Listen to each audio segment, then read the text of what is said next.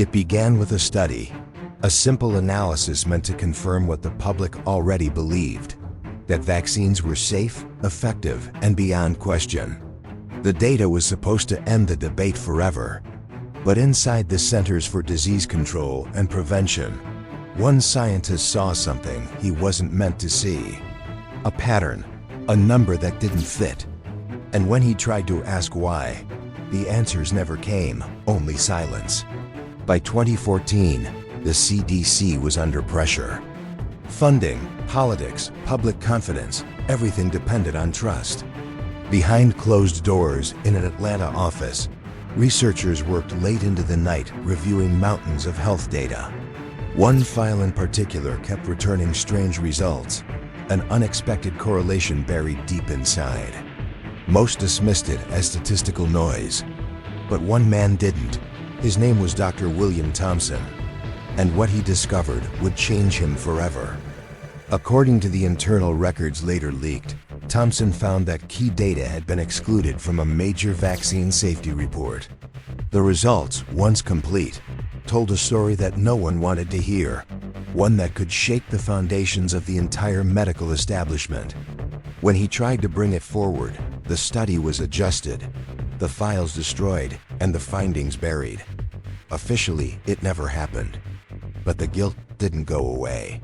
In August 2014, Thompson broke his silence. He contacted a congressman, admitted what he had witnessed, and turned over thousands of pages of classified CDC documents. Inside those pages lay evidence of a scientific cover-up, one that, if proven true, could expose decades of deception. And that's when the world learned the truth about the man the CDC tried to erase.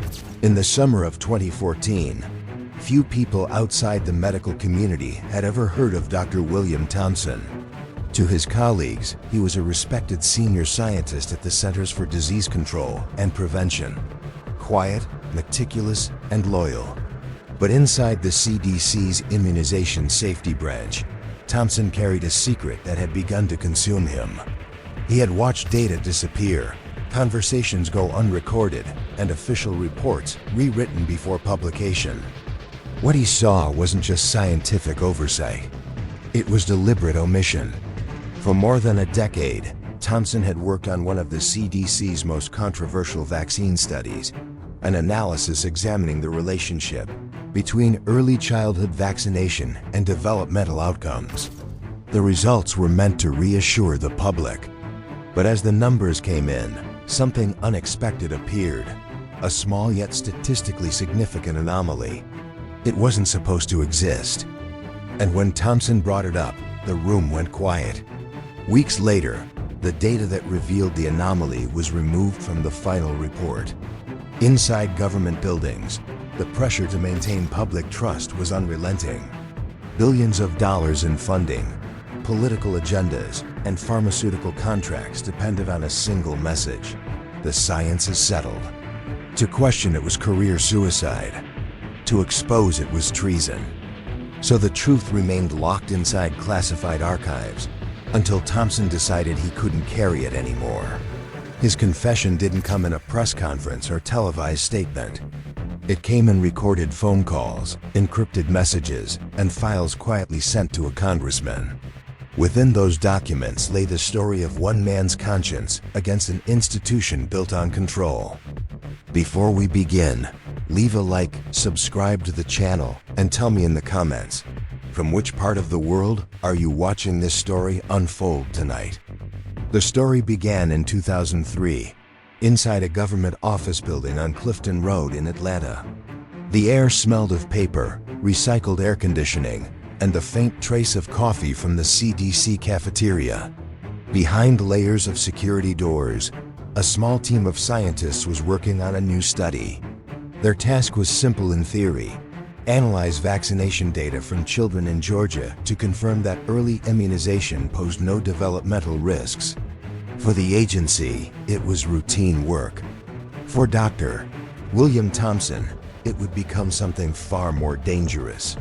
Thompson had been with the CDC for nearly a decade. Colleagues described him as calm, focused, and deeply committed to transparency. He believed in the integrity of science, that data, not politics, should drive conclusions. But from the beginning, there was something unusual about this project. Files arrived from external contractors missing entries. Certain age groups had incomplete records. Requests for clarification were delayed or denied. Still, Thompson trusted that it would all make sense once the numbers were fully processed. Weeks turned into months as the data came together. The team ran multiple regression analyses, comparing vaccination timelines with developmental outcomes. The results appeared consistent until they weren't. One variable linked to early exposure among a specific demographic group began producing results that no one could explain.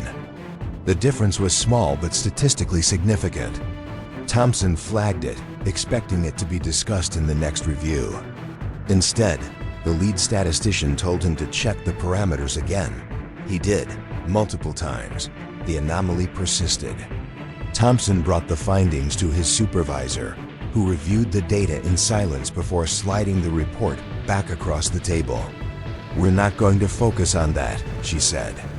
"It's not part of the primary hypothesis." It was a standard, bureaucratic phrase, the kind that ends conversations without ever answering them. But to Thompson, it felt like the first crack in something much larger. As the study neared completion, internal meetings became tense. Certain datasets, once central to the analysis, were quietly removed from the working model. Others were reclassified as outliers. The more Thompson questioned the methodology, the more isolated he became. Co-workers stopped replying to his messages. Discussions about the project were moved to closed sessions he was no longer invited to attend. The study was taking shape, just not the way he had imagined. One evening, long after most of the building had emptied, Thompson stayed behind to review the archived raw files. On his monitor, he reopened the unfiltered data, every entry, every variable, unadjusted. When he overlaid it with the published version, the difference was unmistakable. The exclusion of certain records didn't just change the interpretation, it changed the outcome entirely. The anomaly he'd found wasn't gone, it had been erased. He printed several pages, highlighted key sections, and placed them into a folder labeled Hold for review. When he returned the next morning, the folder was gone. The system log showed his account accessed overnight, but IT claimed no one else had credentials. When he asked his supervisor about it, she simply replied, "Let it go, Bill. We can't afford another controversy." From that moment, Thompson began documenting everything. He stored duplicate files on external drives and printed copies of internal emails. He noticed subtle shifts in the office, hushed conversations stopping when he entered, co-workers exchanging looks, and a new layer of security clearance restricting file access. It wasn't paranoia, it was policy. The final version of the study was published in 2004, concluding that there was no statistically significant association between early vaccination and developmental delay. The press release was glowing, the headlines reassuring. The CDC had spoken, and the science was settled. But inside his home office in suburban Atlanta, Thompson stared at the original data, the unedited truth, and realized that the world had just been misled by its own guardians of health. That night, he wrote in his private notes, "The numbers were changed to fit the narrative. I don't know who ordered it, but I know what it means." It would take another decade before he found the courage to tell anyone. For months after the publication of the 2004 study, Dr. William Thompson tried to convince himself that what had happened inside those walls was just bad science, not deliberate fraud. He told himself it was a misunderstanding, a mistake buried beneath deadlines, pressure, and bureaucracy. But every time he reviewed the original datasets, he saw the same pattern staring back at him, an unmistakable anomaly, a statistical signature that should have changed the conclusion of the study completely. And yet, it had been erased with surgical precision. The dataset in question contained vaccination records for thousands of children across Georgia. It compared the timing of specific early childhood vaccines to later developmental outcomes. When the full dataset was analyzed, one subgroup showed a higher risk ratio than expected. The result wasn't proof of harm, but it was enough to warrant further investigation. Instead, the subgroup was quietly removed from the analysis. Officially, the reason was insufficient data integrity. Unofficially, it was because the number was inconvenient. Thompson later discovered internal communications, suggesting that senior officials had debated how to handle the anomaly. Some proposed burying it in supplementary tables. Others suggested excluding it altogether to avoid misinterpretation by the public. The final decision came during a closed-door meeting attended by senior CDC executives and outside consultants. After that meeting, the dataset was deleted from the working model. The official report, the one the public would see, showed no correlation at all. In a memo preserved in his personal records, Thompson noted how the data deletion process was conducted. Printed copies of the original analysis were placed into a cardboard box labeled "to be discarded." One of his colleagues joked that it was garbage day for bad numbers. They laughed. Then they fed the papers into an industrial shredder. "That's when I knew," Thompson would later write. "It wasn't science anymore. It was marketing." Over the years, the sanitized version of the study became the cornerstone of global vaccine policy. It was cited in countless academic papers, used to silence critics, and referenced in congressional hearings as definitive proof of safety. Meanwhile, the raw data that contradicted it remained locked away on encrypted drives, accessible only to a handful of people. Thompson still had copies, but releasing them would mean the end of his career, and possibly more. In 2007, during an internal audit, he noticed something chilling. The CDC's data servers had undergone a security update that wiped all archived versions of the early vaccine studies. Officially, it was routine maintenance. But when Thompson checked the backup indexes, he found that only one study had been completely purged: theirs. Every trace of the original data, except the copies he kept, was gone. That was when paranoia began to settle in. He noticed unmarked vehicles parked near his home. His emails were delayed or returned as undeliverable. Phone calls disconnected mid-conversation. Co-workers he had known for years suddenly avoided him. In his notes, he described it as a quiet isolation, not overt, but absolute. The message was clear. He was to stay silent. By 2010, the public narrative had become airtight. The CDC's conclusions were accepted globally, and anyone who questioned them was labeled a conspiracy theorist. Thompson continued his work on other projects, always careful, always quiet. But late at night, he would reopen the files he had hidden, data tables, regression charts, meeting transcripts, and stare at the truth no one wanted to see. In 2013, after a decade of silence, a researcher outside the CDC contacted him. The man had heard rumors of missing data and wanted to confirm them. At first, Thompson ignored the messages. Then, after months of hesitation, he agreed to talk off the record. He told the researcher that something was wrong with the foundation. The man asked for proof. Thompson paused, then said, "If I show you what I have, you'll never look at this agency the same way again." That was the beginning of the end. The numbers were still there, waiting, silent, encrypted, and undeniable. And soon, the world would see them. By early 2014, the CDC was under intense political pressure. Funding cycles were tied to vaccine policy, and the agency's public image depended on one narrative. The science was settled, and no contradictions existed. Inside the walls of the Immunization Safety Office, the tone had changed. What was once an environment of open debate had become one of silent compliance. Scientists no longer discussed anomalies, they deleted them. And anyone who refused was quietly removed from projects or reassigned to administrative duties. Dr. William Thompson had seen this transformation firsthand. Meetings once filled with curiosity and discussion now opened with warnings. Supervisors reminded employees to be careful about what they wrote in emails or shared in hallway conversations. The word optics replaced accuracy. The goal was no longer to discover the truth, but to maintain confidence. For Thompson, a man who had built his career on evidence, this was no longer science. It was theater. Internal memos circulated, instructing staff to keep communications about sensitive studies off record. Scientists were advised not to discuss certain statistical outcomes in public settings or with external partners. Even internal peer reviews were redacted before being stored in archives. When Thompson questioned this practice, his supervisor told him, "We're protecting public health, not playing politics." But he knew better. It was politics dressed as protection.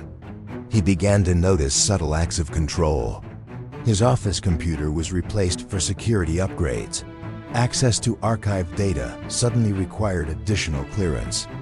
During one meeting, a senior administrator reminded everyone that information security is national security. The message was clear. Whistleblowing was not only disobedience, it was betrayal. Thompson realized the agency he had once trusted now viewed transparency as a threat. Meanwhile, public communication was being rewritten. The CDC's media team worked closely with government liaisons to craft talking points that downplayed controversy and promoted confidence. Drafts of press releases were revised multiple times before publication, each version softening language, removing doubt, or inserting reassuring statements that had no basis in the raw data. The narrative was being engineered with the same precision once reserved for scientific modeling. Outside the agency, a different battle was taking shape. Independent researchers had begun requesting access to the raw vaccine datasets through the Freedom of Information Act. Every request was denied or delayed, under vague claims of data protection. Some were told the files had been lost.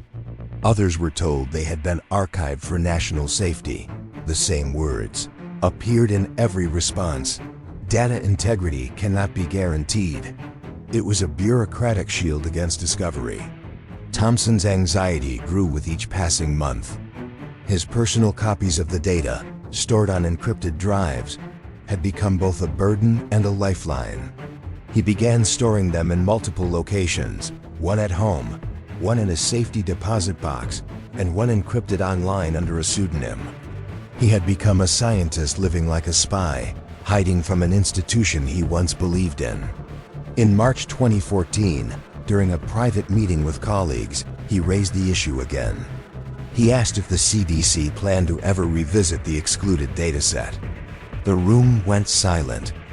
One researcher shook his head slowly and muttered, "That data no longer exists." Thompson replied, "I still have it." The table froze. His supervisor's expression didn't change, but the message in her eyes was unmistakable. "You've just crossed the line." Within weeks, Thompson was placed on administrative leave for stress-related reasons. His building access was suspended, and his work email was deactivated. Officially, it was temporary. Unofficially, he was gone. Inside his home, surrounded by years of documents and files, he began recording his memories, names, dates, conversations, decisions. He didn't know who would ever read them. He only knew that if he stayed silent any longer, the truth would die with him. That spring, the CDC released another reassuring statement. All studies confirm no link between vaccines and developmental disorders. In Atlanta, William Thompson sat alone in his kitchen, listening to the broadcast. He turned off the radio, opened his notebook, and wrote one sentence. "They erased the data, but they can't erase me." By the summer of 2014, the silence had become unbearable. Dr. William Thompson had spent more than a decade carrying the weight of what he knew: the missing data, the erased files, the deliberate deception. He had watched colleagues retire with honors and politicians boast about transparency while the truth lay buried inside encrypted CDC servers. Each press release felt like another lie, another betrayal of the science he had dedicated his life to protect. Something inside him finally broke. That July, Thompson contacted an independent researcher he had spoken to years earlier, Dr. Brian Hooker, a biologist and parent who had long questioned the CDC's vaccine studies. Their earlier conversations had been cautious, coded, and brief, but this time was different. Thompson wanted to talk.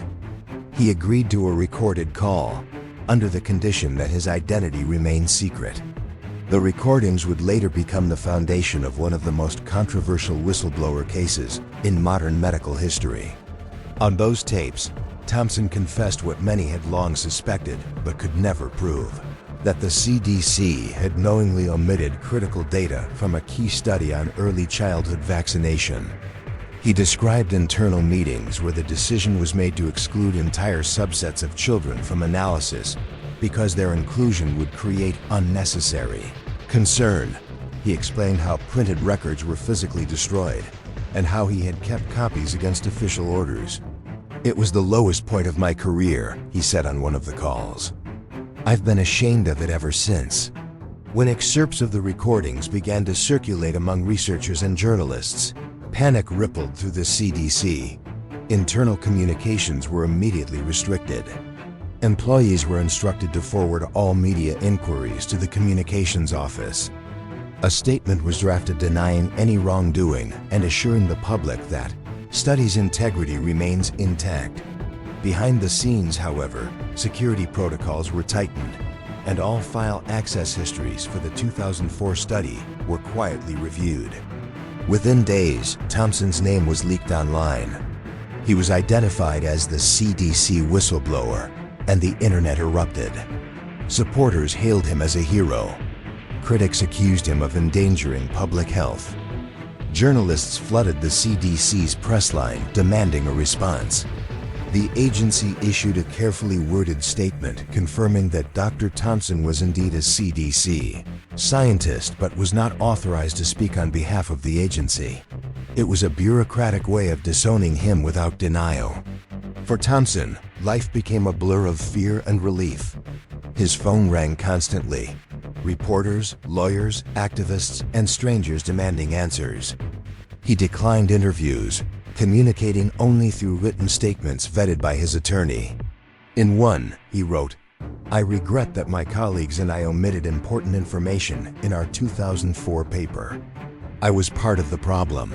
It was the confession of a man trying to atone for a crime that wasn't supposed to exist."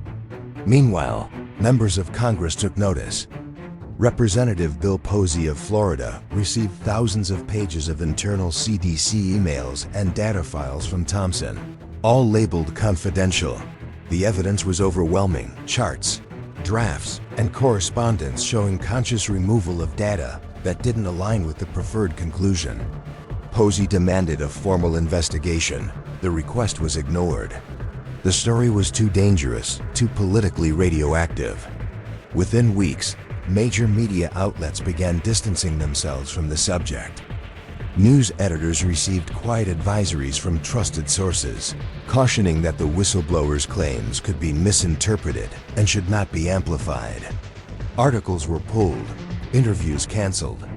Social media platforms began suppressing mentions of Thompson's name, labeling them misinformation. The silence returned, only this time it was global. Thompson retreated from public life.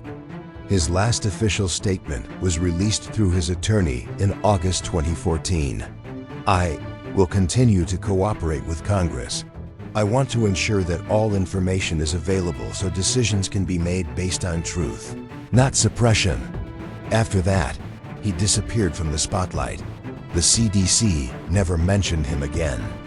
But something had already changed. For the first time, the illusion of absolute trust in the system had cracked. People had seen behind the curtain, and they couldn't unsee it.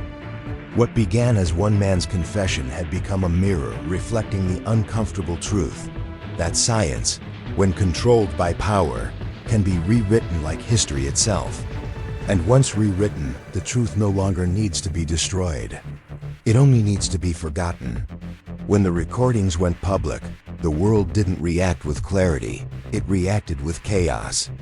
Overnight, Dr. William Thompson's name spread across headlines, forums, and social media feeds. Some called him brave, others called him dangerous. Within days, news anchors debated his credibility while his colleagues at the CDC were ordered not to speak his name. Inside the agency, the unspoken rule was clear: erase him before he becomes a martyr. The first wave of backlash came quietly. Media outlets that had once quoted Thompson's research suddenly began publishing fact checks discrediting his claims. His quotes were taken out of context, his motives questioned, his mental health speculated upon. Anonymous sources within the CDC told reporters he had misinterpreted statistical anomalies. By the end of the week, he had gone from a senior scientist to a supposed paranoid outlier. The campaign to destroy his credibility had begun.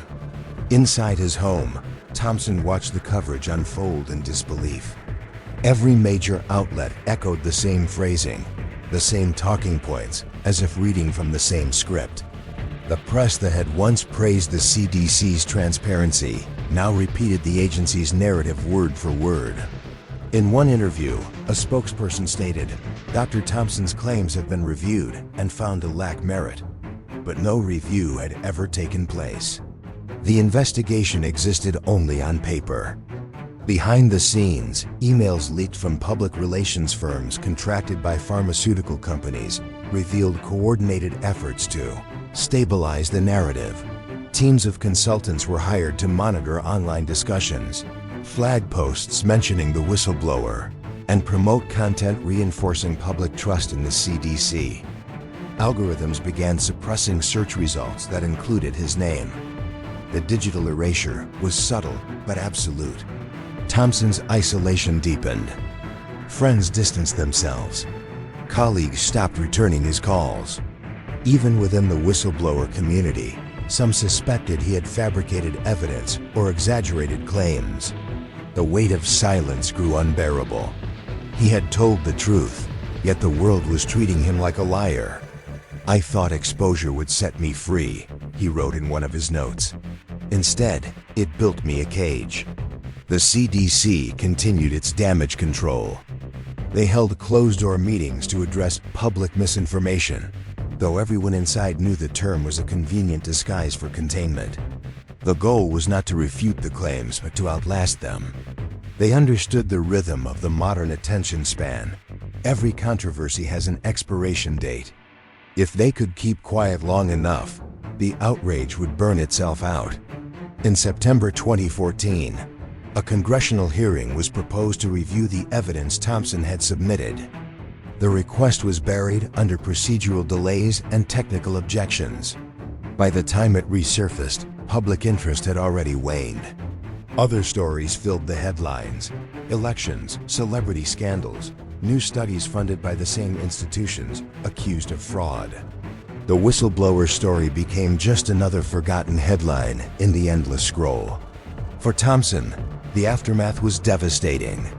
He was never officially fired, but he was never allowed to return to his position either. His office was reassigned, his research privileges revoked. Co-workers described him as on indefinite leave. In practical terms, he had been erased, not legally, but socially. His career had ended without a single termination letter. Years later, small corners of the internet would still whisper his name: message boards, independent journalists, and a few determined researchers who refused to let the story die. But for the mainstream world, it was over. The system had done what it was designed to do: absorb the truth, neutralize it, and move on. In his last known written statement, Thompson reflected on what had happened. Science is supposed to be self-correcting. But when those who hold the data also hold the power, correction becomes impossible.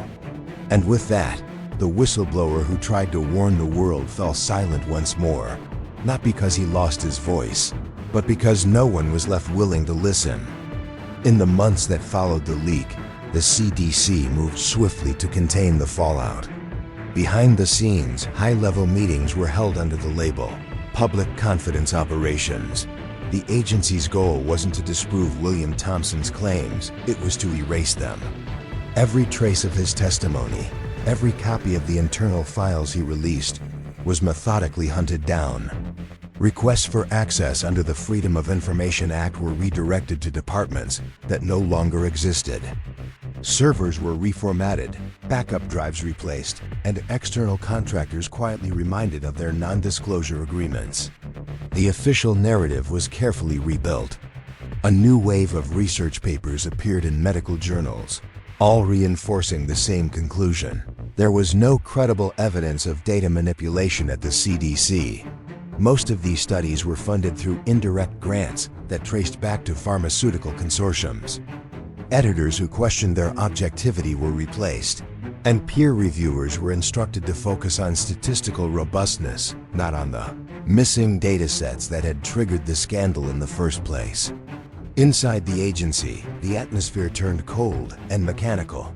Thompson's name was removed from project citations, internal databases, and staff directories. Colleagues were warned not to speculate about him in emails or meetings. One memo later leaked, stated explicitly, all communications referencing Dr. Thompson are to be purged from official records. It was bureaucratic deletion masquerading as policy. To the public, he had never existed. Meanwhile, a coordinated campaign of distraction began. Government-aligned media outlets released a steady stream of new health stories: Zika outbreaks, opioid crises, emerging viruses, each one dominating headlines long enough to bury the previous week's controversy. In the digital age, the best form of censorship wasn't suppression, it was saturation. Flood the world with enough noise, and no one will notice what's missing. Thompson's evidence, the thousands of documents he'd submitted to Congress, was quietly sealed under national security review.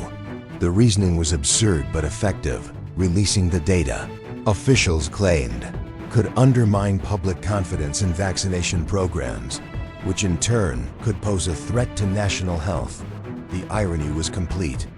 Truth had become the enemy of security. Privately, some scientists inside the CDC still wrestled with guilt. Late at night, small clusters of researchers exchanged encrypted messages, debating whether to speak out. But each knew the risks. The agency's monitoring systems flagged keywords, and whistleblower protections had already failed one of their own. Most chose silence. As one internal message later revealed, we tell ourselves the data was misread. It's easier than admitting we helped bury it. By 2015, the cover-up was institutionalized.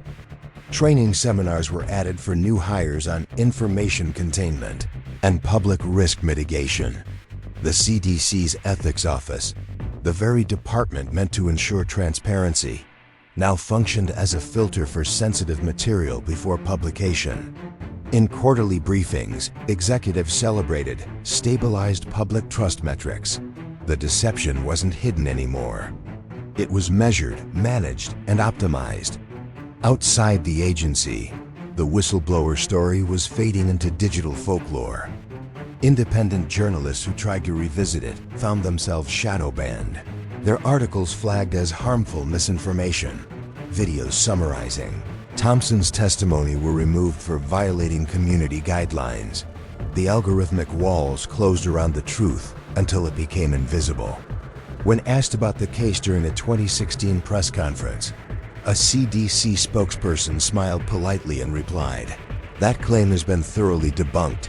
No one asked by whom. By 2017, the world had moved on. The study remained officially unchallenged, cited in government documents and educational materials across dozens of countries. Parents trusted it, doctors referenced it, and scientists built careers on it.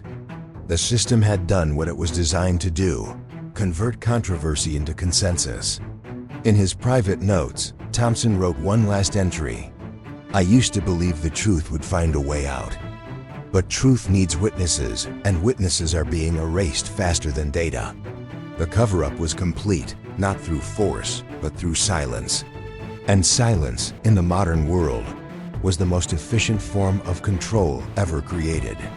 By 2018, 4 years after the whistleblower's confession, the world had almost completely forgotten William Thompson. His name had vanished from public discourse, erased from search results, medical forums, and academic references. The algorithmic purge had succeeded. What remained were fragments, cached articles, screenshots, and whispers in online archives that few would ever find. The CDC had returned to normal operations, its reputation intact, its message unquestioned. But beneath the surface, something had changed. Inside the agency, younger scientists who had joined after the scandal heard rumors, fragments of conversation, cautious jokes about the ghost study, and whispers of data that had once disappeared. Some dismissed it as urban legend. Others dug quietly through old digital directories, looking for proof. They found nothing. The backup servers from the early 2000s had all been replaced, their drives destroyed according to security protocols.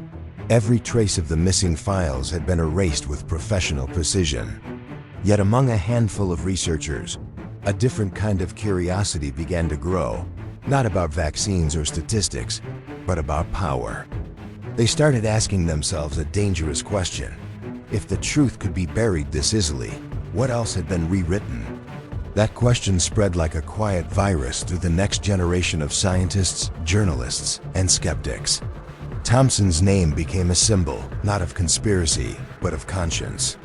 Outside the CDC, independent investigators continued searching for remnants of the deleted study.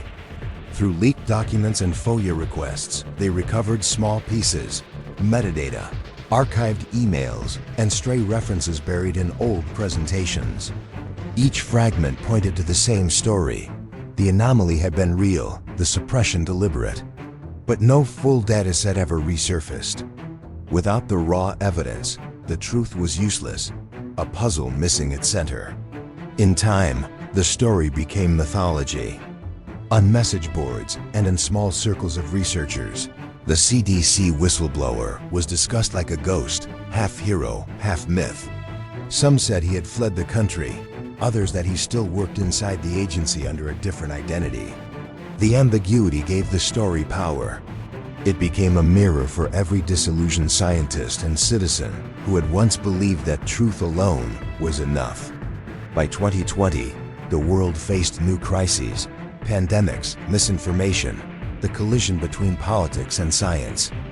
Each new event carried faint echoes of the past. Government officials spoke of transparency while withholding data. Social media platforms amplified approved narratives while erasing dissent. The playbook written in 2014 had become the operating system of public trust. Thompson's silence had become policy. The few who remembered tried to reach him. Emails went unanswered, phone numbers disconnected. His last known residence in suburban Atlanta was sold under a different name. When journalists filed inquiries with the CDC about his employment status, the agency replied simply, "We cannot confirm the existence of any employee by that name." The phrase was bureaucratic but chilling. They hadn't just removed the man. They had deleted the record of his existence. In 2021, an anonymous package was delivered to an independent data journalist in Washington, D.C. Inside were a dozen old compact discs labeled with faded marker. Study 2004, raw. Most of the files were corrupted, unreadable relics from obsolete systems. But one file opened, a spreadsheet containing incomplete statistical outputs. In the margins of one printout, written in pen, were 4 words. "Don't let them win." The handwriting matched Thompson's. No one ever determined how the package reached the journalist or where it had come from. Within weeks, the files were uploaded, mirrored, and shared across encrypted networks. For the first time in years, the ghost of a buried truth flickered back to life, incomplete, fragile, but undeniable. It didn't change policy, it didn't collapse institutions, but it did something else. It reminded the world that silence, no matter how deep, never lasts forever. Thompson's legacy was not the data he saved, but the doubt he left behind.